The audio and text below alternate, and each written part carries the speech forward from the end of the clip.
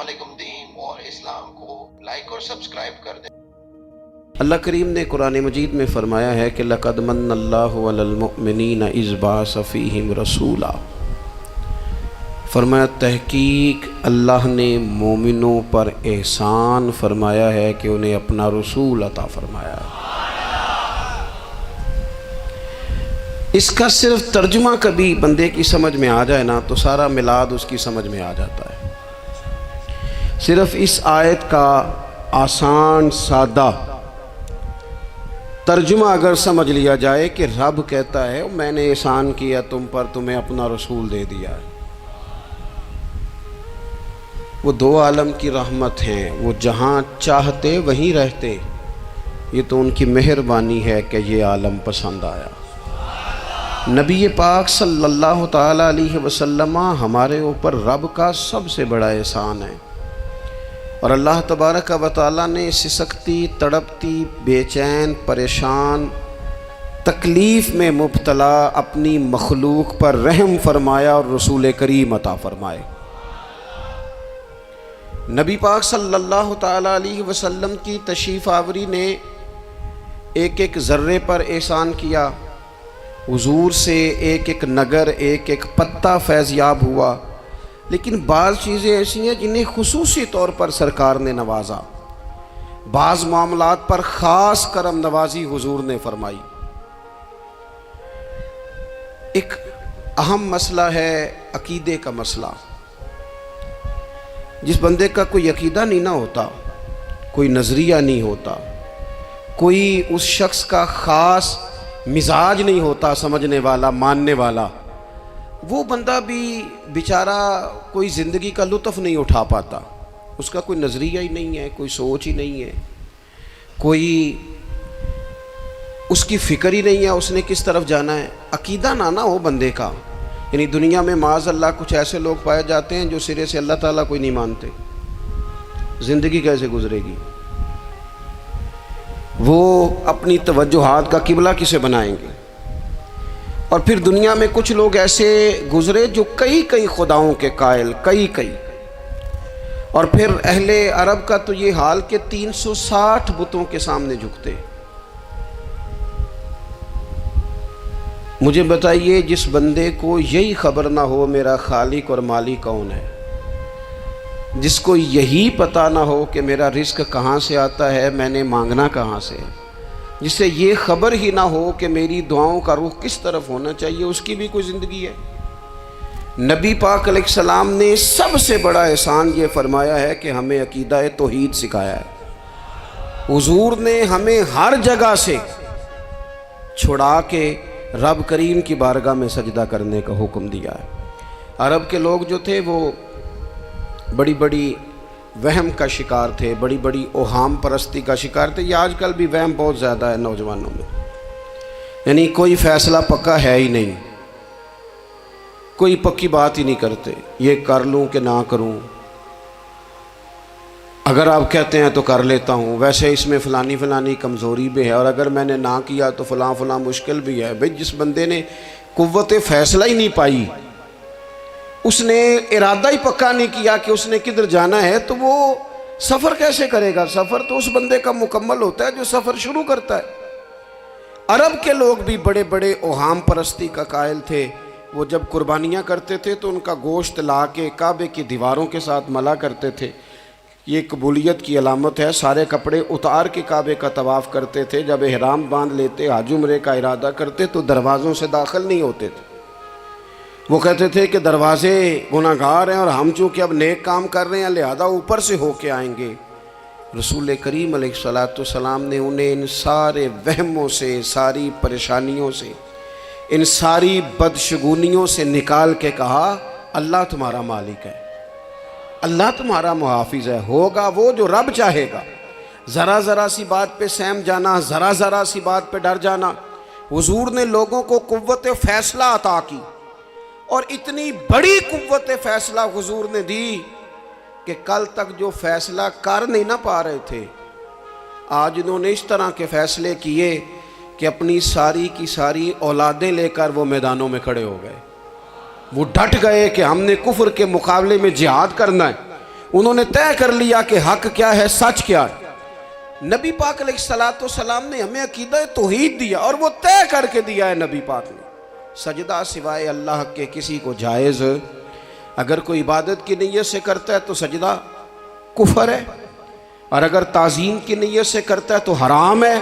اعلیٰ حضرت بریلوی رحمۃ اللہ علیہ نے 50 کے قریب دلائل کتاب و سنت سے اور 100 سے زیادہ دلائل فقہ اور اصول فقہ سے بیان فرمائے ہیں کہ کسی اور کے لیے تعظیمی سجدہ بھی حرام ہے۔ نبی پاک علیہ السلام تشریف فرما تھے تو کچھ جانوروں نے آ کے حضور کے قدموں پہ سجدہ کیا، پیش نظر ہے وہ نوبہار، اور سجدے کو دل ہے بے قرار، روکیے سر کو روکیے، یہی تو امتحان ہے۔ کچھ جانوروں نے جب سجدہ کیا تو صحابہ عرض کرنے لگے، یا رسول اللہ صلی اللہ تعالیٰ علیہ وسلم ہمارا بھی دل کرتا ہے۔ تو حضور نے فرمایا، بھی سجدہ سوائے رب کے کسی کے لیے جائز نہیں ہے، ہاں اگر جائز ہوتا تو میں خاتون سے کہتا کہ اپنے شوہر کو سجدہ کرے۔ نبی پاک علیہ السلام نے حد بندی کر دی۔ اور پھر دیکھیں، یہ جو ہم میلاد مناتے ہیں نا، یہ میلاد اللہ تعالیٰ کی توحید کا بہت بڑا اعلان ہے۔ ہم کہتے ہیں نبی پاک کا میلاد ہوا، جس کا میلاد ہوتا ہے وہ خدا نہیں ہوتا، جو پیدا ہوتا ہے وہ رب۔ جب ہم میلاد منا رہے ہوتے ہیں تو ہم یہ بتا رہے ہوتے ہیں بھئی حضور خدا نہیں، حضور تو 12 ربیع الاول کو پیدا ہوئے۔ تو جو پیدا ہو، رب پیدا، لم یلد ولم یولد، اللہ تبارک و تعالیٰ پیدا نہیں ہوتا، مالک تو ازلی ابدی شانیں رکھتا ہے۔ اس لیے عقیدہ توحید بندے کو مضبوط کر دیتا ہے۔ انسان جب عقیدہ توحید والا ہو جاتا ہے، اور نبی پاک علیہ السلام دنیا میں رب کی طرف بلانے آئے، وداعیا الی اللہ باذنہ وسراجا منیرا، حضور نے لوگوں کو اللہ کی جانب دعوت دی۔ جب انسان توحید والا ہو جاتا ہے تو مضبوط ہو جاتا ہے، وہ کسی سے نہیں ڈرتا، وہ سمجھتا ہے ہونا تو وہ ہے جو میرا رب چاہے گا، مجھے پریشان ہونے کی ضرورت کیا ہے۔ پھر اس کا بھروسہ بھی اللہ تعالیٰ پر، اس کی امیدیں بھی اللہ رسول سے، اس کی توجہات کا قبلہ بھی سارا ادھر ہی۔ تو حضور نے لوگوں کو عقیدہ دیا، مضبوط کیا۔ رسول پاک صلی اللہ تعالیٰ علیہ وسلم نے ذہنوں کو پختگی عطا فرمائی۔ تو سب سے بنیادی چیز حضور کا جو احسان ہے وہ عقیدہ ہے۔ پھر بعض خاص طبقات پر حضور نے خاص احسان کیا۔ آج بھی پوری دنیا میں ڈھنڈورا پیٹا جاتا ہے عورتوں کے حقوق کا، پوری دنیا کے اندر، اور بعض لوگ عورتوں کو بڑا دھوکہ دیتے ہیں، کہتے ہیں تمہیں حق نہیں ملتے لہٰذا تم سڑکوں پہ آ جاؤ، معاذ اللہ، تمہیں حق نہیں ملتے لہٰذا تم معاذ اللہ بازاروں کی رونق بن جاؤ۔ عورتوں کو بڑا پریشان کیا جاتا ہے حقوق کے تعلق سے۔ نبی پاک علیہ السلام کی آمد سے پہلے کوئی خاتون کے ساتھ سلوک اچھا نہیں کیا جاتا تھا، اس کا کوئی جائیداد میں حصہ نہیں تھا۔ عورت کا خامد اگر فوت ہو جاتا تو وہ اپنے سسرال کے خاندان کی پراپرٹی بن جاتی، معاذ اللہ، اور جس کے مرضی چاہے سپرد کر دیتے۔ ہندوستان کے بعض علاقوں میں ایسی کبھی رسمیں بھی پائی جاتی تھی کہ بعض عورتیں اپنے خامد کے ساتھ جل جانا مناسب سمجھتی تھی کہ بعد میں کوئی زندگی تو ہوگی نہیں، اور بیوہ خاتون اور طلاق یافتہ خاتون، اس کے بارے میں تو لوگوں کا خیال تھا کہ شاید یہ خاتون بالکل سوسائٹی اور سماج کا حصہ ہی نہیں ہونی چاہیے۔ قربان جائیں، یہ اعزاز میرے نبی پاک نے دیا ہے۔ حضور نے پہلی شادی ہی اس خاتون سے کی ہے جن کا پہلے بھی نکاح ہو چکا تھا، اور خاتون کو حضور نے حقوق دیے، جائیداد میں حصہ دیا۔ کہا جو بیٹیوں کی بہنوں کی پرورش کر کے آئے گا اور اچھی پرورش کر کے انہیں روانہ کر دے گا، جس طرح میری 2 انگلیاں جڑی ہوئی ہیں میرے ساتھ جڑ کے جنت میں جائے گا۔ اور ایک روایت میں فرمایا کہ جب کسی کے ہاں بیٹی پیدا ہوتی ہے نا تو اللہ فرشتوں کو بھیجتا ہے، اور وہ اس کے گرد کھڑے ہو جاتے ہیں اور گھر والوں کو سلام کہتے ہیں، اور کہتے ہیں یہ ضعیفہ ایک ضعیفہ سے پیدا ہوئی ہے، یہ کمزور، یعنی صنف کے لحاظ سے کمزور نازک بچی ایک نازک ماں سے پیدا ہوئی ہے۔ فرشتے کہتے ہیں جو اس کی پرورش کرے گا نا، اللہ قیامت تک اس کی مدد کرے گا، اس کی ہمیشہ مدد ہوتی رہے۔ اور نبی پاک صلی اللہ تعالیٰ علیہ وسلم کی خدمت میں آ کے جب خواتین نے کہا تو نا یا رسول اللہ ہمارے تو دین دنیا کے معاملات میں مردوں کے تعلق سے کمزوری ہے، کئی دن تو ہم ویسے نماز نہیں پڑھ سکتی مہینے میں، کئی دن تو ہم ویسے عبادات کے قریب نہیں جا سکتی، جہاد پہ ہم نہیں جاتی، گواہی ہماری مردوں کے برابر نہیں، تو یا رسول اللہ صلی اللہ علیہ وسلم ہمارا بھی کوئی اعزاز ہے؟ تو حضور نے فرمایا جب کوئی خاتون حاملہ ہوتی ہے نا تو اللہ اسے اتنا ہی ثواب دیتا ہے جتنا جہاد کرنے والے کو ثواب دیتا ہے، اور جب بچہ پیدا ہوتا ہے تو اللہ تعالیٰ اسے شہادت کا درجہ عطا کرتا ہے، اور جب وہ بچوں کو دودھ پلاتی ہے تو رب اسے غلام آزاد کرنے کا ثواب عطا کرتا ہے۔ ایک دفعہ نا نبی پاک صلی اللہ تعالیٰ علیہ وسلم کی خدمت عالی مرتبت میں حضرت عائشہ صدیقہ رضی اللہ تعالیٰ عنہ نے ایک واقعہ عرض کیا، عرض کی حضور آج میرے ساتھ عجیب معاملہ ہوا، میں گھر میں اکیلی تھی تو ایک خاتون 2 بیٹیوں سمیت آئی، اس نے کہا کہ میں بھی بھوکی ہوں، میری بیٹیاں بھی پریشان ہیں، کھانا نہیں کھایا۔ سیدہ پاک کہتی ہیں یا رسول اللہ میرے پاس بھی 3 کھجوریں تھیں گھر میں پڑی، یہ 2 جہاں کے شاہ ہیں پر پاس کچھ رکھتے نہیں، اور 2 جہاں کی نعمتیں ہیں ان کے خالی ہاتھ میں۔ فرماتی ہیں وہ 3 کھجوریں میں نے ان 3 ماں بیٹیوں کو دے دی، ماں نے پہلے ایک کھجور دونوں بیٹیوں کو دی، پھر بچیاں وہ کھجور کھا کے ماں کی طرف دیکھنے لگی تو جو کھجور ماں کے پاس تھی اماں نے اس کے بھی 2 حصے کر کے بیٹیوں میں بانٹ دیے۔ حضرت عائشہ عرض کرنے لگی یا رسول اللہ میں نے یہ بڑا نرالا رنگ دیکھا ہے، ماں کا اپنے بچوں سے پیار کا انداز۔ تو حضور نے کیا فرمایا؟ نبی پاک علیہ الصلوۃ والسلام فرمانے لگے سن پھر اللہ تعالیٰ نے اس عورت پر جنت کو واجب کر دیا ہے، فرمایا اللہ نے اسے جہنم سے دور کر دیا جو بیٹیوں کے معاملے میں آزمایا گیا، اور جس نے پھر ان کے ساتھ اچھا سلوک کیا۔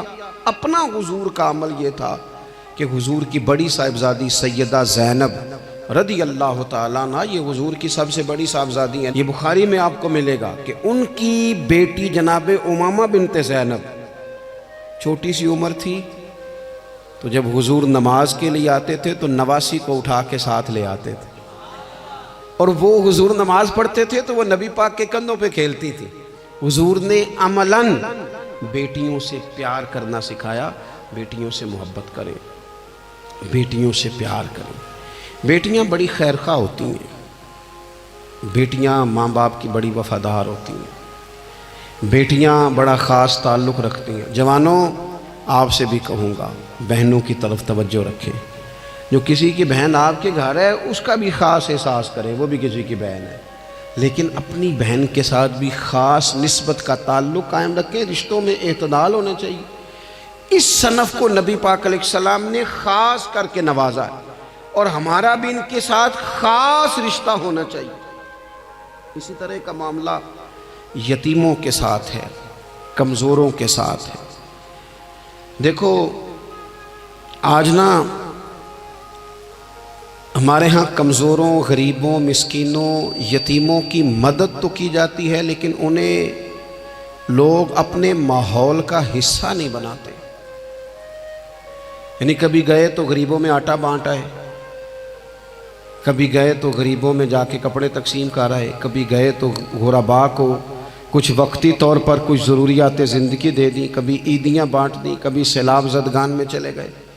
غرباء کو کچھ نہ کچھ صدقات تو دے دیے جاتے ہیں، ان پر کچھ خیرات تو کر دیا جاتا ہے، لیکن انہیں سوسائٹی کا ماحول کا حصہ نہیں بنایا جاتا۔ ایسا نہیں ہوتا کہ ان غرباء کے بچوں کو اٹھا کے بڑے شہروں میں لایا جائے، ان کی تعلیم کا خیال کیا جائے، انہیں اپنے ماحول میں رکھا جائے، ان کی بہترین پرورش کا بندوبست کیا جائے۔ کائنات میں بڑے لوگوں نے کام کیا ویلفیئر کا، بڑے لوگوں نے غریبوں کے ساتھ تعاون کیا، بڑے لوگوں نے محبت کی، سب قابل تعریف ہے، لیکن ہم نے یہ کیا کہ ان کی امداد تو کی، لیکن ان کی محرومیوں کا ازالہ نہیں کیا۔ اور وہ امداد لے رہے تھے تو ان کی پچھلی نسل بھی امداد لے رہی تھی، یہ نسل بھی امداد لے رہی، اور خدا نہ کرے کہ اگلی نسل کو بھی امداد لینا پڑے۔ میرے نبی پاک صلی اللہ تعالیٰ علیہ وسلم کا انداز کچھ اس طرح کا ہے کہ امام بہقی نے لکھا ہے، حضرت بشیر بن عقبہ رضی اللہ تعالیٰ عنہ کہتے ہیں میرے والد انتقال کر گئے تھے، اور میں ایک جگہ پہ بیٹھ کر رو رہا تھا کہ نبی پاک صلی اللہ تعالی علیہ وسلم میرے قریب سے گزرے، کیوں روتے ہو؟ یا رسول اللہ میرے والد کا انتقال ہو گیا، میری والدہ رخصت ہو گئی۔ تو یہ ہمیں حضور نے سبق دیا ہے، یہ یتیموں غریبوں کا خیال رکھنے کا یہ بھی ایک نقطہ، یہ بھی انداز ہے۔ کائنات کا بڑے سے بڑا درد دل رکھنے والا بندہ یہاں تک نہیں جا سکتا جو میرے رسول کریم نے بیان فرمایا۔ کہتے ہیں نبی پاک علیہ السلام فرمانے لگے، بشیر بن عقبہ کیا تو اس بات پر راضی نہیں کہ میں تیرا باپ ہوں اور عائشہ تیری ماں ہو؟ آنا تجھے ہم شامل کر لیں اپنے گھرانے میں، آ جانا، مکمل تیرے معاملات کا خیال کیا جائے، تو آ جا۔ اتنا بڑا درجہ نبی پاک نے تو حضرت سلمان فارسی کے بارے میں بھی فرمایا کہ میں نے انہیں اپنی اہل بیت میں شامل کر لیا۔ رسول اللہ صلی اللہ تعالی علیہ وسلم غرباء کے لیے، مساکین کے لیے، یتیموں کے لیے، ناداروں کے لیے جو خاص احسان بن کے آئے، وہ یہ والا لہجہ نہیں کہ ہم مطمئن ہو گئے کہ ٹھیک ہے ہم گئے تو تھے، اتنے پیکٹ بانٹ تو آئے، اتنا کچھ ہم نے دے تو دیا، فلانا کام کر تو لیا، اور وہ بھی کب تک کیا؟ جب تک خبریں تیز تھیں۔ ہمارے ملک میں سیلاب آیا، میڈیا نے خبر دی، شور ہوا، لوگوں نے بڑی کوشش کی، الحمدللہ بڑے اچھے جذبات کا اظہار کیا، ڈھیر سارے لوگ وہاں گئے۔ میں آپ سے پوچھتا ہوں کہ کیا سیلاب زدگان سارے اپنے اپنے گھروں میں چلے گئے؟ ان کے گھر بن گئے؟ لیکن ہمارے جذبے کیوں ٹھنڈے ہو گئے؟ اس لیے کہ خبریں ٹھنڈی ہو گئی۔ ہم تو چلتے ہیں ٹرینڈ کے ساتھ کہ آج کل ٹرینڈ کیا ہے، اگر خبر ادھر کی ہے تو ذوق ادھر کا ہے، خبر ادھر کی ہے تو ذوق ادھر کا ہے۔ دیر پا کام کرنا اور خاص جذبات پیدا کرنا ان لوگوں کے لیے۔ حضرت سیدنا عبداللہ بن ابی اوفا رضی اللہ تعالیٰ عنہ روایت کرتے، ایک یتیم بچہ آیا تھا، اس نے عرض کی حضور میری ماں بھی بھوکی ہے اور میری ایک ہمشیرہ ہے وہ بھی بھوکی ہے، اے روٹی دا دکھ نہ پوچھو، روٹی تے بندہ کھا جاندی دے۔ یہ جو بھوک ہوتی ہے نا، بھوک، بہت سارے لوگ نا، میں ایک شادی میں تھا تو وہاں ایک دو لوگ کھانا کھا رہے تھے، تو بعض لوگ انہیں دیکھ دیکھ کے مذاق کر رہے تھے، ویڈیو بنا رہے تھے، کہتے دیکھو کھانا ہی نہیں آتا، کیا انداز ہے، سارا ان کا منہ جو ہے وہ کھانے سے بھر گیا، ہاتھ دیکھو کہاں تک ان کے لتھڑ گئے، کیا انداز ہے۔ تو میں نے کہا تم ان کے کپڑے بھی تو دیکھو نا، انداز، بیٹھنا اٹھنا، کپڑے پہننا، یہ غریبی کا پتہ دیتے ہیں۔ بھوک جب تیز لگی ہو پھر کھانے کے آداب لوگوں کو یاد نہیں رہتے۔ غربت نے میرے بچوں کو تہذیب سکھا دی، اب وہ سہمے ہوئے رہتے ہیں، شرارت نہیں کرتے۔ وہ عزیز، ہوتا یہ ہے کہ جب انسان کو بھوک شدید لگی ہو نا، پھر اسے ڈاکٹر کی ہدایات نہیں یاد رہتی، پھر تو پیٹ کی آگ بجھانے کو لوگ دوڑتے ہیں۔ تو کہتے ہیں اس بچے نے آ کے عرض کی، یا رسول اللہ صلی اللہ تعالی علیہ وسلم ماں بھی بھوکی ہے، بہن بھی بھوکی ہے۔ حضور نے نا اسے 21 کھجوریں عطا فرمائی، فرمایا 7 تیری، 7 تیری بہن کی، 7 تیری والدہ کی۔ اور یہ حضور نے 21 کھجوریں دی ہیں، یہ نبی پاک نے 21 دی ہیں، ہاں یہ حضور نے 21 دی ہیں۔ اور حضور تو اشارہ بھی کر دینا تو پھر روٹی ساری زندگی ختم نہیں ہوتی۔ وہ حضرت ابو ہریرہ کو بھی ملی تھی، فرماتے ہیں میں کئی سال کھاتا رہا، 1 کلو کھجوریں تھی پر ختم ہی نہیں ہوئی۔ 21 کھجوریں حضور نے دیں۔ حضرت معاذ ابن جبل رضی اللہ تعالیٰ عنہ اٹھے اور دوڑ کے جا کے نا اس یتیم کے سر پہ ہاتھ پھیرا اور کہنے لگے پتر اللہ تجھے اپنے والد کا جانشین بنائے۔ تو حضور فرمانے لگے معاذ یہ تم نے کیا کیا؟ عرض کی حضور اس بچے کی بات سن کے میرا دل بھر آیا ہے، محبت نے انگڑائی لی ہے تو میں نے یتیم کے سر پہ ہاتھ پھیرا ہے۔ یہ دیکھو حضور کا رشتہ۔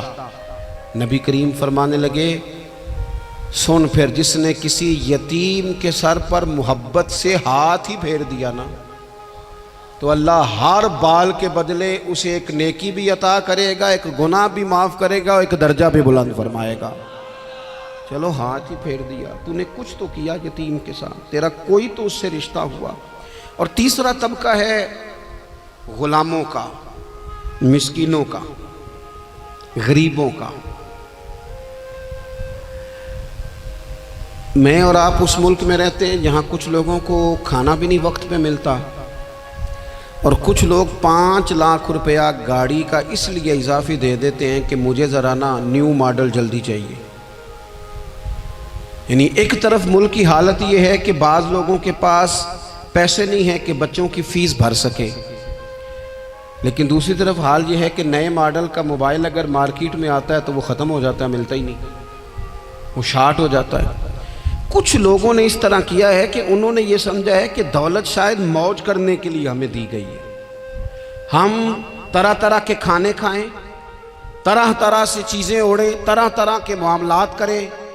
انہوں نے یہ طے کر لیا ہے۔ اس کا نقصان کیا ہوا ہے؟ اس کا نقصان یہ ہوا ہے کہ کچھ لوگ غربت کی سطح سے نیچے آ گئے ہیں بیچارے۔ نبی پاک کا جو احسان ان غریب لوگوں پر ہے، حضور علیہ السلام کے پاس نا حضرت عبداللہ ابن عمر روایت کرتے ہیں اور طبرانی میں موجود ہے، حضور کے پاس نا 10 دینار تھے۔ ہمارے پاس بھی پیسے ہوتے ہیں نا، لیکن وہ کچھ ہوتے ہیں ہمارے کھانا کھانے کے لیے، کچھ ہوتے ہیں آئس کریم کھانے کے لیے، کچھ اس لیے ہوتے ہیں کہ آج میری مرضی دا نہیں پکا، لہذا میں نے، ہمارے ایک دوست ہیں وہ کہتے ہیں کہ آج کل یہ ماحول بن گیا ہے کہ بچے اگر کہتے ہیں نا کھانا میری مرضی کا نہیں، تو اماں کہتی ہے جا تو برگر کھا لے۔ کہتے ہیں ہمارے دور میں یوں نہیں ہوتا تھا، اگر ہم کہتے تھے نا کھانا میری مرضی کا نہیں تو پھر ہمیں ڈبل چیز کھانے کو ملتی تھی، ایک مار بھی کھانا پڑتی تھی اور وہ کھانا بھی کھانا پڑتا تھا۔ اور پھر کچھ پیسہ لوگوں نے صرف اس لیے سنبھال کے رکھا ہوا ہے کہ جو اضافی چیزیں ہیں نا، اضافی، میرا ویسے تجربہ نہیں ہے اور نہ میں نے زیادہ گہرائی سے دیکھا ہے، بس مجھے بتایا گیا ہے، اور پتہ نہیں اب بات درست ہے کہ نہیں، مجھے بتایا گیا ہے کہ پہلے لڑکیاں بیوٹی پارلر جاتی تھی، اب سنا لڑکے بھی جاتے ہیں۔ اب خدا جانے یہ بات سچ ہے کہ غلط ہے۔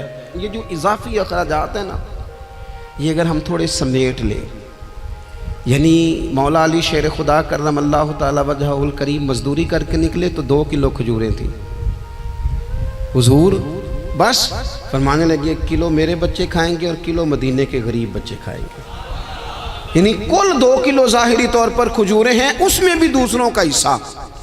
ہمارے پاس جو مال آتا ہے اگر تھوڑا سا نا ہم اسے یہ نہ سمجھ لیں کہ میرا ہی حق ہے، کسی کو اس میں سے ایک لقمہ بھی نہیں ملنا چاہیے، اگر ہم تھوڑا سا نا دل کشادہ کریں تو 3 لوگوں کا کھانا 4 بھی کھا سکتے ہیں، 4 کا کھانا 5 بھی کھا سکتے ہیں، 6 کا کھانا 7 کا کھانا 10 بھی کھا سکتے ہیں۔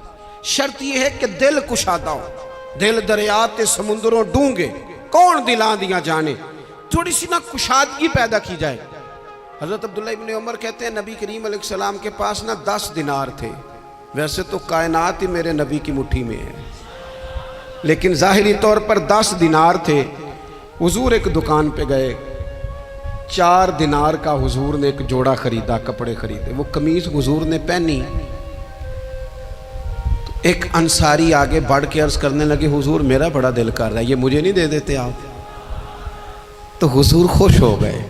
یہ میرے محبوب کا دروازہ ہے کہ جب کوئی مانگتا ہے تو حضور خوش ہو جاتے ہیں۔ نبی کریم سے مانگا اس شخص نے تو حضور خوش ہو گئے، اور محبوب نے وہ کرتا، وہ کپڑے اتار کے اس انصاری کو عطا کر دیے، اور 4 دینار کے اور خرید لیے، باقی بچے 2 دینار۔ نبی کریم وہ لے کے نکلے، رخصت ہوئے گھر جانے کے لیے، تو رستے میں خاتون کو روتے ہوئے دیکھا، حضور رک گئے، فرمایا کیوں رو رہی ہو؟ عرض کرنے لگی یا رسول اللہ صلی اللہ تعالی علیہ وسلم میں فلاں آدمی کی کنیز ہوں، نوکرانی ہوں، اس نے آٹا لینے بھیجا تھا 2 دینار کا، وہ 2 دینار گم ہو گئے، حضور نے 2 دینار اسے عطا کر دیے، وہ دیے تو وہ پھر رو رہی تھی، فرمایا اب کیوں روتی ہو؟ کہنے لگی یا رسول اللہ ڈرتی ہوں دیر بڑی ہو گئی یا مار ہی نہ پڑے۔ تو حضور نے فرمایا چل نہ میں تیرے ساتھ چلتا ہوں۔ حضور ان کے گھر گئے، وہ اہل ایمان کا گھر تھا جن کی وہ کنیز تھی، جا کے کہا السلام علیکم، اندر سے جواب ہی نہیں آیا، پھر فرمایا السلام علیکم، کوئی جواب ہی نہیں آیا۔ محبوب کا طریقہ مبارکہ تھا 3 دفعہ دستک، پھر واپسی، تیسری دفعہ کہا السلام علیکم تو وہ سارے بول پڑے وعلیکم السلام یا رسول اللہ، حضور ماں باپ قربان۔ حضور فرمانے لگے میں نے پہلے بھی 2 دفعہ سلام لیا، بولا کوئی نہیں۔ کہا یا رسول اللہ اپنے نصیب تھے نا کہ ہم پہ سلامتیاں بھیج کون رہا ہے، ہم نے سوچا ذرا 3 دفعہ مل جائے سلامتی، ذرا مل جائے نا، حضور سلامتی بھیج رہے ہیں تو آتی رہے نا۔ تو محبوب کریم علیہ السلام فرمانے لگے یہ تمہاری کنیز وہاں کھڑی رو رہی تھی، اس بیچاری کے 2 دینار گم ہو گئے تھے، اسے دوبارہ سامان لاتے کچھ دیر ہو گئی، اس پر سختی نہ کرنا، مارنا نہ۔ غلام کہنے لگے حضور اس خاتون کے قربان جائیں جو ہمارے کریم رسول کو ہم جیسے غریبوں کے گھر تک لے آئی ہے، مارنا کیا، ہم اسے آزاد کرتے ہیں، یہ آزاد ہے اللہ کی رضا کے لیے۔ یہ دیکھو یہ میرے نبی پاک کا انداز ہے۔ حضور نکلے تو جناب عبداللہ ابن عمر فرماتے ہیں رسول کریم فرمانے لگے شکر ہے اللہ تعالیٰ کا، 10 دینار تھے، ایک انصاری نے بھی قمیض پہن لی، میں نے بھی قمیض پہن لی، اور رب نے ایک کنیز کو آزاد بھی فرما دیا۔ یہ انداز ہمیں نبی کریم نے دیا ہے کہ ہم اپنے دولتوں میں، اللہ کی عطاؤں میں غرباء کو، قریبیوں کو، رشتہ داروں کو، بہن بھائیوں کو تھوڑا شریک کر لیں، تاکہ وہ جو آسودگی اللہ نے ہمیں دی ہے اس میں سے دوسروں کو بھی کچھ نفع ملے۔ اور ایک بات آخر میں آپ کی خدمت میں یہ عرض کرنی ہے کہ جو زیر دست لوگ ہوتے ہیں نا، غلام، ملازم، نوکر، آپ اپنی زندگی کے مسائل دیکھ لیں، جن لوگوں کے پاس لاکھوں آتا ہے، کبھی ہزاروں آنے لگ جائے تو پریشان ہو جاتے ہیں، تو جن کے پاس صرف سینکڑوں ہوتے ہیں، تو ایسا تو نہیں کہ آپ ہی ٹینشن میں ہیں اور آپ ہی کو غصہ آتا ہے، وہ بیچارہ کبھی نوکر بھی تو ٹینشن میں ہو سکتا ہے نا، ملازم کو بھی تو کبھی ٹینشن ہوتی ہے نا، اس کے ساتھ بھی تو مسائل وابستہ ہے نا۔ حضرت سیدنا ابو مسعود انصاری رضی اللہ تعالیٰ عنہ بیان کرتے ہیں کہ مجھے اپنے غلام پہ غصہ آیا تو میں اسے مار رہا تھا، نبی کریم تشریف لے آئے، حضور نے ایک جملہ کہا تو میں رو پڑا۔ حضور فرمانے لگے جتنا اختیار تجھے اس پر حاصل ہے نا، اس سے کہیں بڑھ کر رب کو تیرے اوپر اختیار حاصل ہے، لہٰذا اللہ سے ڈر، اس کے معاملے میں اللہ سے ڈر۔ اور پھر حضور تو صرف غلام نہیں، جانوروں کے حق تک کا خیال فرماتے۔ ایک جگہ تشریف لے گئے تو اونٹ آپ کے پیروں پہ سر رکھ کے رویا، نبی کریم نے اس کی پشت پہ ہاتھ پھیرا، فرمایا اس کے مالک کو بلاؤ نا۔ جب وہ آیا تو کیا ارشاد فرمایا؟ فرمایا تو اس کے معاملے میں اللہ سے نہیں ڈرتا، اس نے شکایت کی ہے کہ تو اس کی طاقت سے زیادہ بوجھ ڈالتا ہے، چارہ اور پانی بھی وقت پر نہیں دیتا۔ یہ حضور کے احسانات ہیں، ہمیں ان احسانات کا خاص خیال رکھنا چاہیے۔ اور یہ جو ایام ہے عید میلاد النبی کے، ان ایام میں بالخصوص ہمیں غریبوں کے ساتھ، یتیموں کے ساتھ، بیواؤں کے ساتھ، مساکین کے ساتھ، لاچاروں کے ساتھ اس لحاظ سے زیادہ مدد کرنی چاہیے کہ میرے رسول پاک انہی کے لیے تو زیادہ رحمت بن کے آئے، انہی کا تو محبوب نے خیال زیادہ فرمایا، انہی کے بارے میں تو ہمیں تلقین زیادہ فرمائی۔ وہ اپنے پرائے کا غم کھانے والا، مرادیں غریبوں کی بھر لانے والا، مصیبت میں غیروں کے کام آنے والا، وہ نبیوں میں رحمت لقب پانے والا۔ تو نبی پاک علیہ السلام کے غلاموں، یہ ہمیں سیکھنا ہے، اس پر ہمیں عمل کرنا ہے۔ اللہ کریم کی بارگاہ میں دعا ہے اللہ ہماری حاضری کو قبول فرمائے۔ آخر دعوانا ان الحمدللہ۔